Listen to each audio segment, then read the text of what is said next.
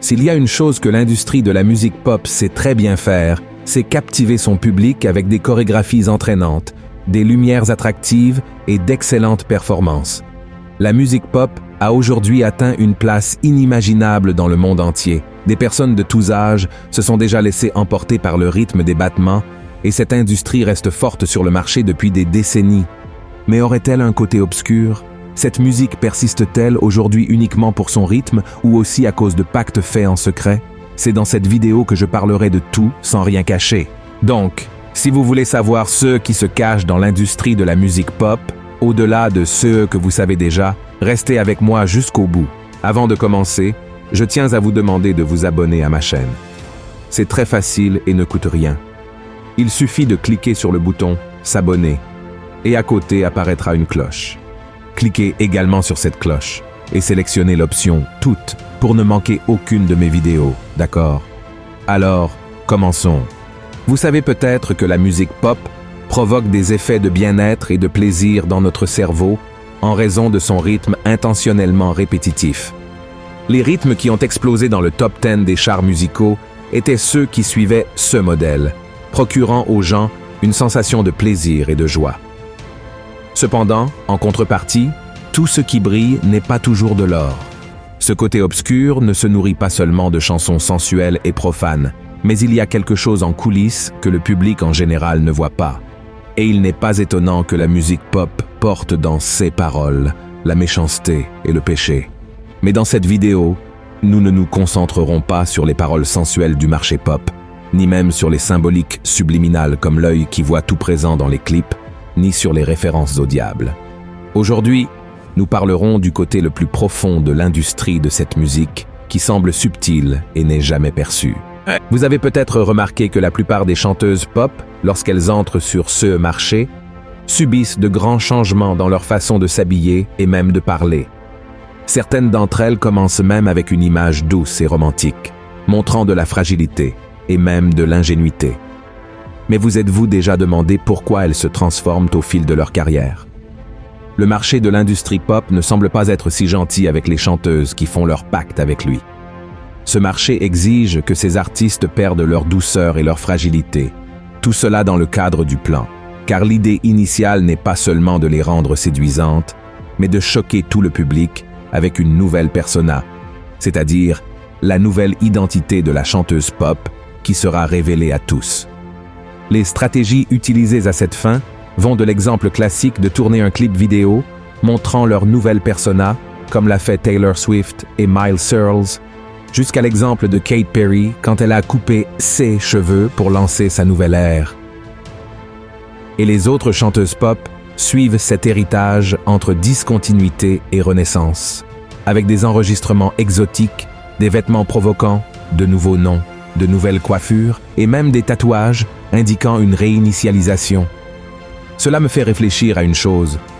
Plus un chanteur se rapproche de ceux que l'industrie exige, plus il s'éloigne de Dieu.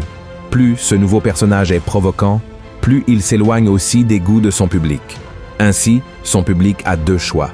Soit arrêter de le suivre, soit admirer encore plus ce nouveau personnage. Remarquez que le changement exigé par l'industrie pour garantir le succès fait passer le chanteur pop d'un extrême à l'autre. C'est le véritable effet domino, un abîme en appelant un autre. Des milliers et des milliers de followers commencent à ressembler à ceux qu'ils admirent. Il ne s'agit pas seulement de produire et de vendre, mais d'influencer, que ce soit dans le nouveau rythme, le nouveau look ou même le nouveau mode de vie. Et tous sont formatés selon le nouveau standard. Et ils appellent cela une nouvelle ère.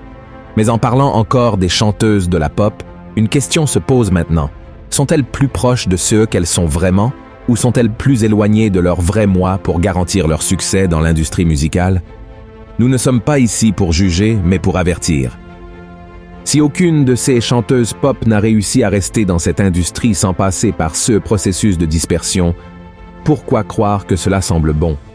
Au siècle dernier, le médecin fondateur de la psychanalyse, nommé Sigmund Freud, a déclaré que ce processus de perdre son identité au nom d'une industrie se produit lorsque la personne sent que sa personnalité est divisée. Pour expliquer plus précisément ce qu'il a dit, Cela signifie que lorsqu'une personne sent que sa véritable identité est partagée entre deux chemins, elle finit par créer une nouvelle identité pour ne rien perdre. Et c'est exactement ce qui se passe dans l'esprit de la plupart de ceux qui enchantent la musique pop, c'est-à-dire qu'en essayant de ne rien perdre, ils finissent quand même par perdre. Mais une autre grande question qui m'a fait remettre tout cela en question est: qui est derrière les pas de cette industrie? S'agirait-il des grands contrôleurs du monde occulte ou des milliardaires qui reçoivent une avalanche de dollars à chaque tube lancé? Nous savons déjà qu'il y a une opération spirituelle derrière cette industrie, que les démons se nourrissent du péché et de l'occultisme. Cela aussi nous le savons déjà. Nous sommes fatigués de savoir que le monde spirituel régit le monde physique et que bon nombre des rythmes de CS chansons sont consacrés aux démons. Beaucoup de chanteurs de pop ont déjà dit avoir vendu leur âme ou incité à le faire. Qu'ils aient vendu leur âme ou non, une chose est sûre. Ceux qui suivent cette tendance n'ont pas besoin d'avoir l'apparence du diable, il leur suffit de le suivre. Et nous savons aussi que c'est précisément à cause des paroles charnelles de ces chansons que des foules continuent d'être nourries à chaque clic, c'est-à-dire que toute la musique faite ici sur Terre, qui comporte de la sensualité et de l'occultisme, avec un rythme qui stimule nos neurones, ouvre des portes vers l'enfer et ces démons influencent leur vie. C'est un véritable réseau d'influence. Mais la question que j'ai posée était de savoir qui est derrière cette grande industrie, n'est-ce pas? Malgré les grands occultistes qui sont constamment impliqués dans la production et la propagation de la musique pop, si ce n'était pas pour le désir des chanteurs d'être quelqu'un d'autre que ceux qu'ils sont, cette industrie n'aurait pas survécu à sa première décennie. Les chanteurs engagés par le monde de la pop abandonnent de plus en plus leurs véritables identités et suivent un modèle qui vient de très loin. Mais cela ne peut se produire que si les stars de la pop renoncent à leur propre identité pour suivre le monde, c'est-à-dire le monde de la pop. Vous vous souvenez d'un homme dans la Bible appelé Samson? Il était consacré à Dieu depuis sa naissance et avait fait un pacte avec Dieu, celui de ne pas se couper les cheveux. Samson, à travers ce vœu, laissait pousser ses cheveux et les tressait. Et grâce à cette alliance faite avec le Seigneur, il recevait la force de vaincre les Philistins et consacrait sa vie à faire l'œuvre de Dieu. Jusqu'à ce qu'un jour, Samson tombe amoureux d'une femme appelée Dalila. Cette femme l'a séduit et a réussi à découvrir d'où venait sa force, qui provenait du vœu qu'il avait fait avec Dieu. Elle a alors élaboré un plan qui consistait à couper les cheveux de Samson et à le livrer désarmé aux Philistins en échange de pièces d'argent. Après plusieurs tentatives, Dalila a finalement réussi à exécuter son plan. Lors d'une de ces tentatives, elle a obtenu de l'aide pour couper les cheveux de Samson et les a livrés aux Philistins, obtenant enfin sa pièce d'argent. Et si vous regardez cette histoire, vous verrez la vie de quelqu'un qui a négocié son identité d'homme de Dieu. Samson a négocié son vœu de Nazaréen pour les passions de la chair. Il a négocié sa véritable identité pour faire ce que Dalila voulait vraiment. Et remarquez que je fais un parallèle entre la vie de Samson et la vie de tant de chanteurs de la pop. Je compare également Dalila à l'industrie de la musique pop. Tout comme Dalila avait une belle apparence, séduisait et stimulait les neurones de Samson, ainsi en est-il de l'industrie de la musique pop. Et tout comme Samson ne connaissait pas le côté obscur de Dalila, ceux qui font le pacte avec l'industrie verront que pour rester en haut des classements, ils devront tôt ou tard révéler le secret de leur grande force. Ce que je veux dire, c'est que pour renaître sur le marché de la pop, ces chanteurs devront renoncer à leurs précieux trésors, c'est-à-dire à leur propre personnalité. Nous avons d'autres exemples dans les écritures d'hommes qui ont abandonné leur véritable identité parce qu'ils étaient partagés entre deux chemins, suivre Dieu ou recevoir la gloire et les applaudissements. Salomon, le fils de David, fut l'un de ces hommes. Le roi Saül fut également un autre qui a renié Dieu et a commencé à suivre l'occultisme. La grande vérité est qu'il ne vaut pas la peine de gagner le monde entier et de perdre son âme pour le diable. Il n'est pas rentable de conquérir la gloire et les applaudissements en échange de vendre son âme à l'ennemi.